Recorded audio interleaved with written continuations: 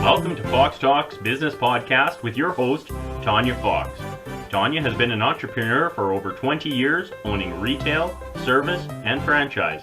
She holds no punches and is never afraid to talk about the nitty-gritty. Together, you'll explore the good, the bad, and the motivational of business life, turning obstacles into opportunities and failures into successes. So grab your favorite drink and let's have some fun. Here's your host, speaker, crafter, and collaborator, Tanya Fox.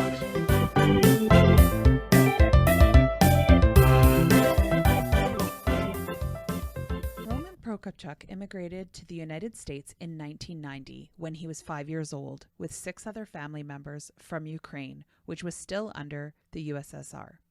The USSR stripped them of their citizenship and didn't allow them to take anything, so they arrived with nothing to the United States to a 2-bedroom apartment and the whole family needing to learn a new language.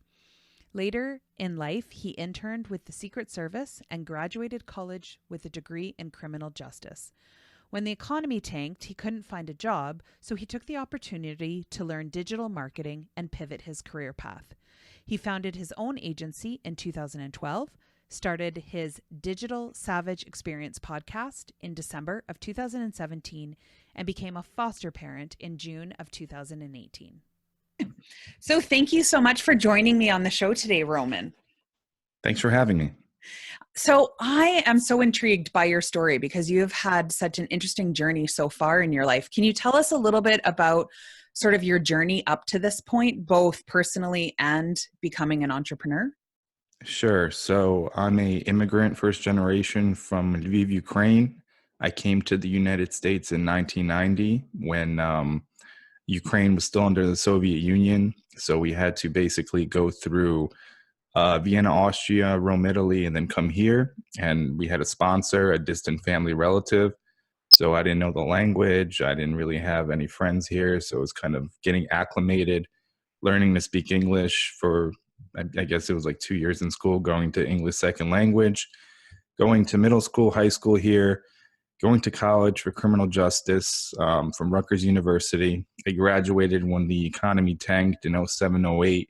So basically there was no, jobs. There was a hiring freeze, federal, state, and local level, law enforcement and other government agencies. So then I kind of felt bad for myself. I was looking for a job for several months and I had to pivot.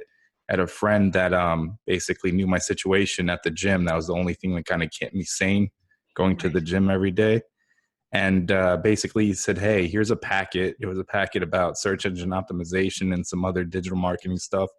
Take the time to learn it and then basically come on my company. It was a financial services firm and handle our digital marketing. So basically I took it upon myself to obviously search for things online as well, get acclimated, have an intermediate understanding of digital marketing and search engine optimization. And basically that's how I started in digital marketing. So I helped them out for a few months and then I got picked up by a company called LexisNexis. I worked on legal clients, and after which I was there for about 3 years. I worked at a bunch of other agencies as a director in terms of people reporting to me, tactics, accounts. And then I started my own agency, Novazora Digital, in 2012. I've been a podcaster for about a year and a half. I interview a lot of professionals and basically they speak about their journey, how one can get to where they are, some of the pitfalls they had to go through so some people can avoid or learn from. And then I've been a foster parent for a year as well. Me and my wife have been fostering. We actually had our foster kids reunited with their mom this week, so it was kind of hard on us because they've been calling us mom and dad. We taught them how to speak, other things. They had a big family structure and friends and family that cared about them. And the way it was positioned when we first got them is that we were able to adopt them. And in terms of the foster care system, a lot of things changed very quickly. So the mother got better, or at least as best as she could in terms of the state eyes.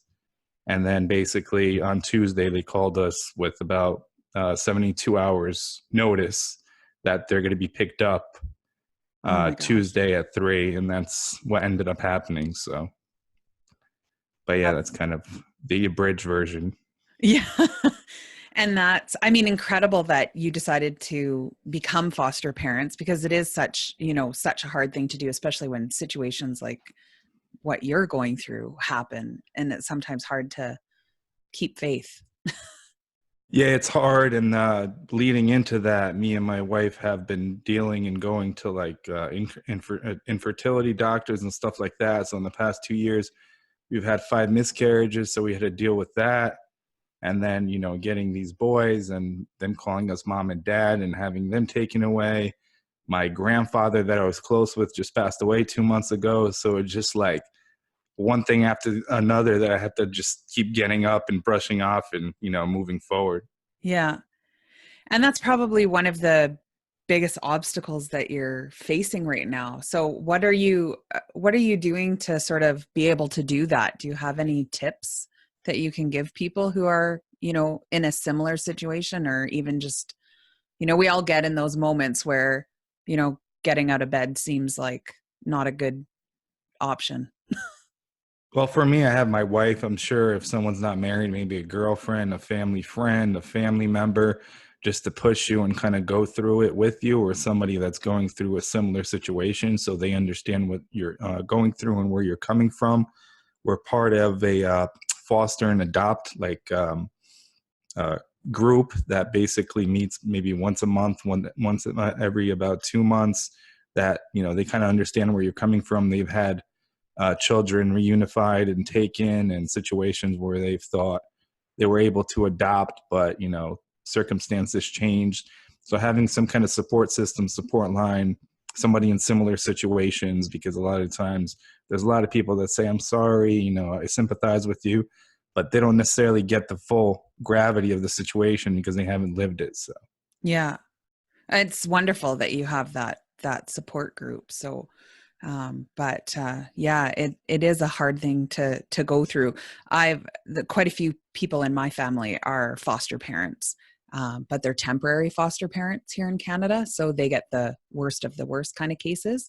We've been very fortunate that the kids have stayed with us and are now sort of in their 20s and stuff. So I can't even begin to imagine what you're going through. Just the thought of if they were all of a sudden, gone is a hard thing to imagine. So how has that been for your business? You had mentioned Nova Zora Digital with work and stuff. Like, do you find being self-employed is a benefit right now when you come into situations like this? well, I'm fully remote, so it was beneficial in terms of work while having them. So going to different court appointments, different doctors, different meeting with different specialists and stuff like that. That's court mandated. So there's the flexibility there.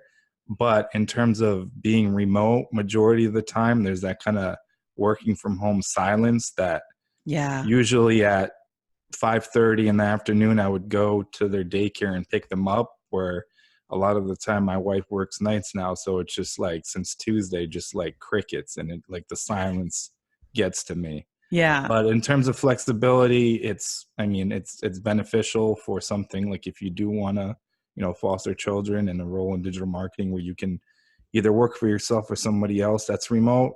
But in Yeah. terms of like working alone, you have to be able to deal with kind of the silence. Yeah. And I mean, that's the hardest thing. And I've done both. Like I've, owned retail businesses and stuff, and then come back and it's always that weird sort of, double-edged sword that every now and then when I'm around, I'm like, oh, I wish I was just alone. And then when you get alone, you're like, I wish I was around people. So for me, doing, yourself as a fellow podcaster, for me, that was sort of my out, was to be able to see people and not sort of seclude myself and, hole myself away. So I always love to learn how people came up with the names of their business, because I think sometimes this story is so interesting and we don't share it. So how did you come up with Nova Zora Digital? So Nova Zora, obviously the alphabets are different, Ukrainian and English. Ukrainian is a Cyrillic alphabet, but literally Nova Zora means new star. So it's kind of like new beginnings. If you're a client and you're, have no digital presence online, or you've had a company that, just butchered your digital marketing efforts, my company can be a new start for it. And then tied with my immigration story and immigrating here, kind of a fresh start, since I've been here since 1990. And if I was in a different situation, probably still in Ukraine, I wouldn't have the avenues or channels to succeed, and that kind of open free market to be an entrepreneur or pursue whatever I wanted to pursue. Yeah. So tell us a little bit more about what the company does. Like, what do you offer for your clients? So basically, like the gambit of digital marketing services, the core foundation is search engine optimization, but overall digital marketing strategy, auditing your existing efforts, social media, organic and paid social, paid search, content, analytics. So kind of running from start to finish. And if you need creative in any of those channels as well. So how would a person go about finding more information to see if So this is something that they would need for them, for their company?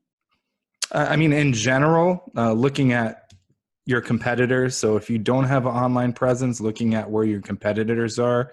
So you may be a traditional brick and mortar that, your business is word of mouth and you think you don't need any kind of digital marketing or even a website. I mean, there's still businesses out there that don't even have a website. So having a digital marketing footprint and a presence is important. So, Googling your top competitors and seeing what they're doing and what kind of buzz it's creating, in terms of catching existing customers or new customers. And in terms of stuff that my company does, novazoradigital.com. But any business owner should be aware of where they stand. I mean, there's a lot of simple tools that they can just, audit their presence or see where they're mentioned, that kind of thing, compared to their competitors in the area. So a lot of businesses we hear sort of get very overwhelmed with all that there is out there in digital marketing. They don't know kind of where to go. Do they do Facebook or Twitter or Instagram? But there's so many. How do you suggest they go about looking at that? Basically, go where your audience is spending the most time. So obviously, if you're targeting people that are, let's say, 45 to 65, you're not going to be on Snapchat. Right. So you don't have to be everything for everyone. You know who your target audience is. And if you don't, you need to audit that and figure that out, and then figure out where they're spending the most time, where they can be reached the most. So if that's Facebook, you can do that organically or through ads targeting specific demographics and audiences. Or if it's Instagram or LinkedIn, obviously the preferred B2B choice, but basically going where your audience or your customers spend the most time. And so for yourself personally, being an entrepreneur, what was one of your biggest obstacles and how did you overcome it in business? I think just getting into a mindset that I can do it myself. So working for other companies and doing what I do for other companies and not pulling the trigger and, starting my own LLC and getting my website up and, prospecting, getting clients, networking, that kind of thing. Because there's been times where I worked for companies that the company has me on an account as like a senior person managing the account or whatever, strategy, tactics, and have a team running it. They basically charge, in one situation, the client $40,000 a month. And basically me and my team did 8 hours of work a month for that 40,000. So there's a big discrepancy. So I, figured, why would, other companies use me as an employee and then exponentially, obviously, get compensated for it, where I'm the one that's the expert in doing the work? Why can't I basically do it for myself and work with others and, collaborate with other agencies and other professionals? And you had mentioned about networking. So how have you found that? We had talked a little bit about, being remote. So you must find that networking is really important. What are some of the avenues that you use to be able to network? So meetup.com is really good. Finding either like-minded professionals or, like, let's say you do marketing for only law firms. There's a lot of law firms that have networking things that you can go and introduce yourself, possibly prospect a little bit, And even not that, just go and add value. So I have a conversation and somebody said, well, I had a bad experience with, social media. Okay, what have you done on social media? Or maybe you can do XYZ, offering free information, adding value that way. Eventbrite, and just simply going and Googling, events near me, networking things near me. I've met a lot of like high caliber in the news people like Gary Vaynerchuk, co-founder of PayPal, Max Levchin, some other people like Gerard Adams for absolutely free, just finding events, company launches, that kind of stuff, that if you register, it's basically free. That a lot of the times you have to pay $1,000, $2,000, $3,000 for an event to see these people. I've kind of been hacking and getting into places. I think that's a wonderful tip. Yeah, so it's just taking the time and looking around you, whatever major city. Obviously, some people aren't near major cities. I'm about 45, 50 minutes from New York City and the same distance from Philadelphia.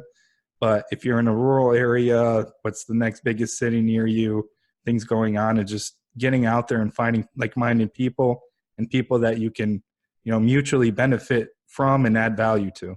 Yeah. So can you tell us about one of your big successes that you've had, or maybe something that was unexpected that happened to you in business? Sure. Well, there's a lot of stuff where I've worked for other companies that basically my body of work spoke for itself. So in digital marketing, obviously, if you do well, it's reflective of what you've done for a client, and then you get referrals and stuff like that. So people that I've worked with in the past, other employees that decided to go the route of starting their own company or now are in senior roles at bigger agencies and in-house as well, they know that I'm an expert, or, my company is an expert in XYZ, and then they, come and refer work to me. Like I got to work with some celebrity chefs and other kind of high profile people just simply by doing a good job and being there for people, sometimes even doing work for free or pro bono stuff. And then it's kind of a business karma that it kind of comes back at some point. But doing that and being a resource and not asking anything in return. I do it a lot on social. So I'll put out on Instagram, direct message me if you have any questions. I'll be, happy to jump on Zoom or any other conferencing thing for 15, 20 minutes. Just explain your problem, and maybe I can offer a solution that you can possibly do yourself, find somebody else, or, if you get the money down the line or whatever, I'll be happy to work with you. But I'm always happy to give pointers or what you actually should be doing. So it's not like, no, you have to pay me X and I'll tell you what you're doing wrong or what you need to do. Kind of offer that freely. And at this point of my career, it's more about like legacy. So bringing as many people up and having as many businesses succeed from, my knowledge and my skill set. And I think that's so key. I think a lot of times these days, businesses get so, sort of blinded and sort of pigeonholed into just how can I make money off of this person? And how, how is this going to put, money in the bank or money in my pocket, or what can this person do for me? And I found too, like, I love doing collaborations with other company. I love it when it's, when it's a win-win. And I think we need to get back to that. We need to get back to that sharing thing. And I think too, that sets you probably way apart especially in your industry that is it's such a cutthroat industry right now because everything is heading digital. Have you seen a lot of change even over, say, the last, 5 years? There's been so much change in technology. Where do you kind of see it going from this point on? Are you sort of seeing a greater shift, or where do you think we're going to be heading with digital technology? Well, one thing is voice. It's already here. So a podcast is a great example. So getting a podcast on home assistance, the smart home and smart devices where you can listen to everything, or, have access to the internet from your refrigerator or your oven, or obviously you have things like Alexa and Google HomePod.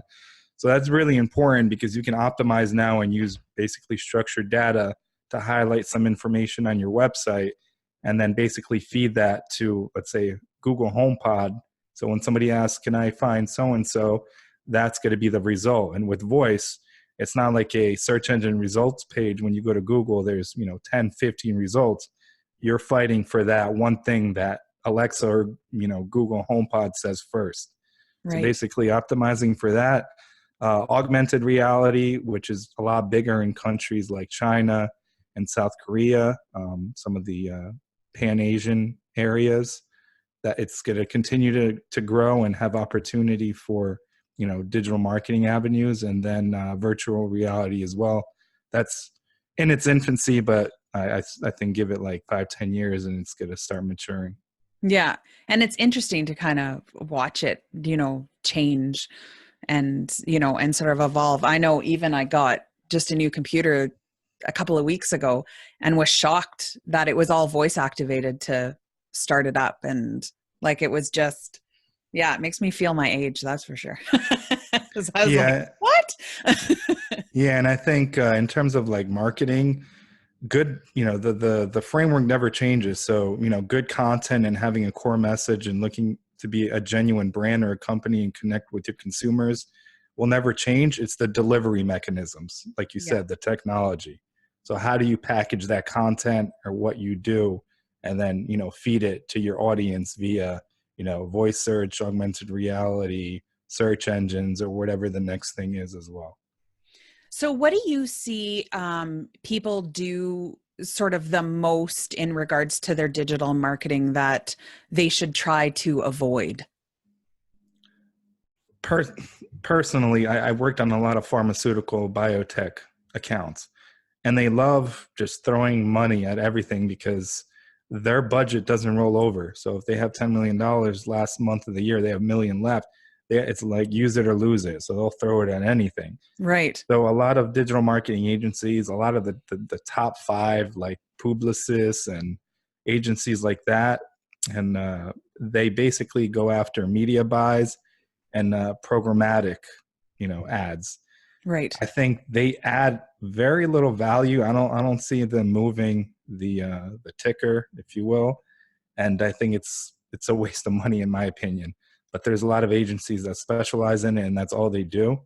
I like in terms of adding like an AI component, which now platforms do, in terms of being intuitive to learn some information about your user, and then in turn adding it to how you target them.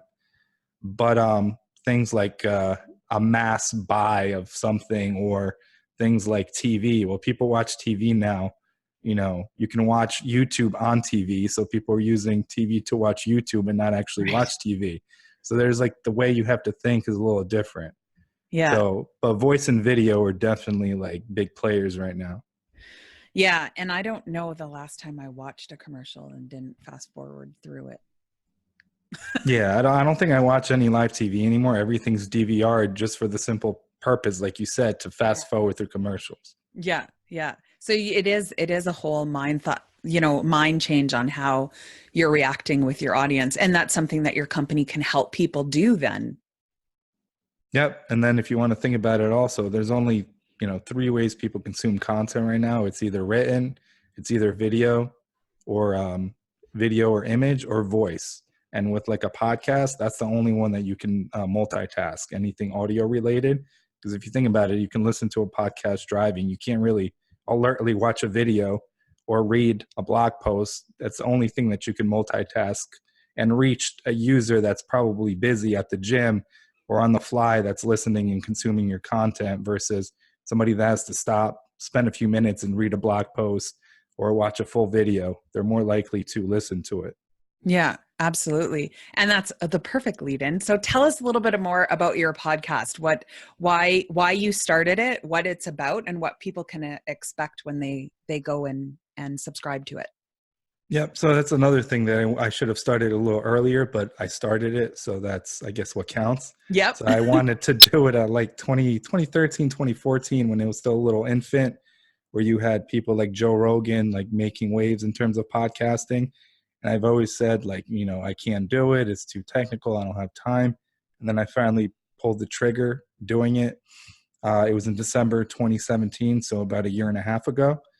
And at first, it was just me talking about, giving digital marketing insights, talking about like my journey as a foster parent, other business-related things, motivational things.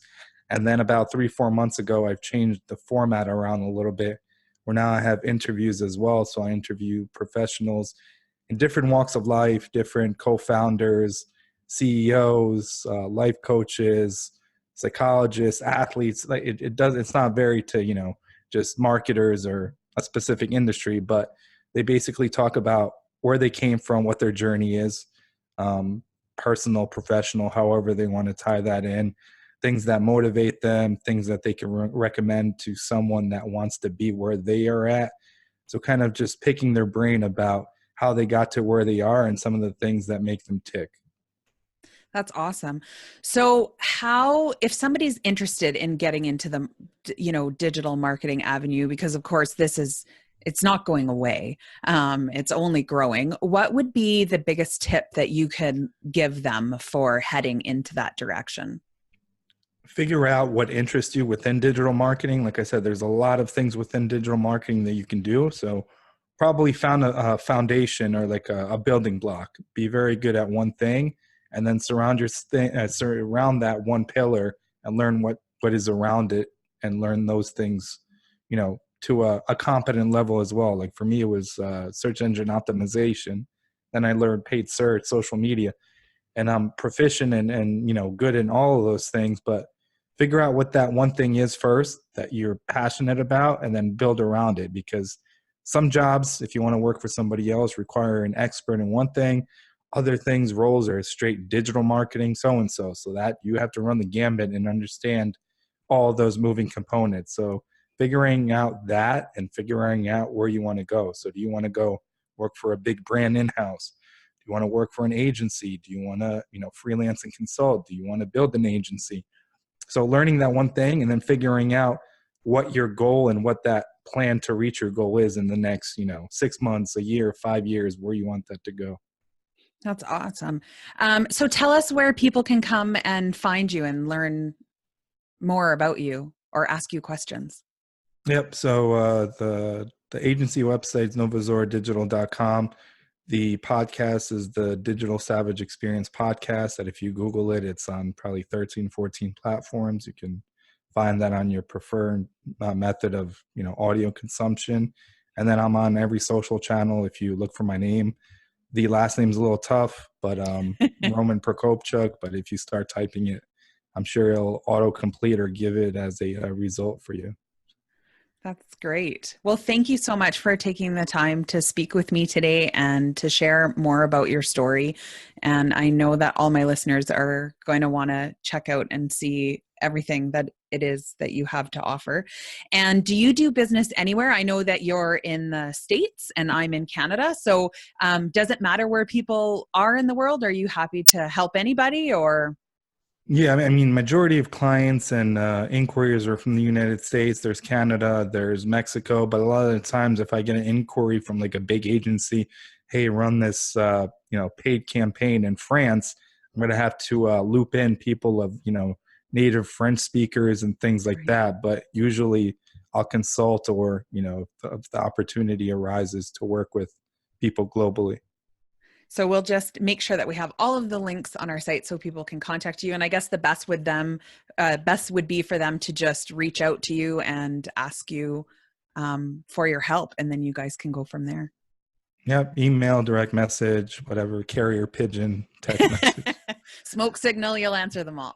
Yep.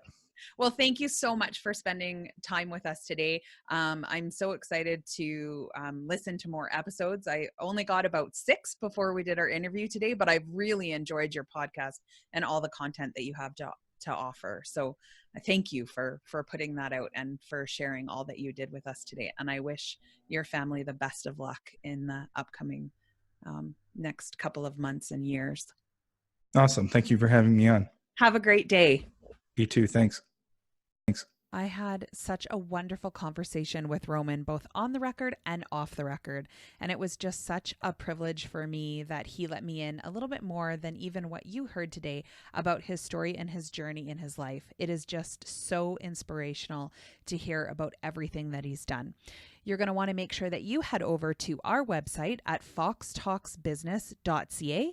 Click on blogs at the top of the page, and you will be able to find Roman's episode, where you will find all of the links that you can connect with him on social media, as well as his website, and links to his incredible podcast that you're going to want to head over and subscribe to as well.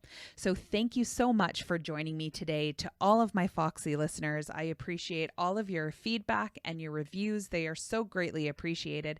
And you're going to want to make sure that you tune in to our next episode, which is a very, very exciting one for me as well. So head over to our Facebook page and make sure that you subscribe so you can hear about all of the upcoming episodes that we have, especially the next one, which is an extra special edition. So as I say at the end of every episode, make sure that you're having fun. Because if you're not having fun, why are you doing it?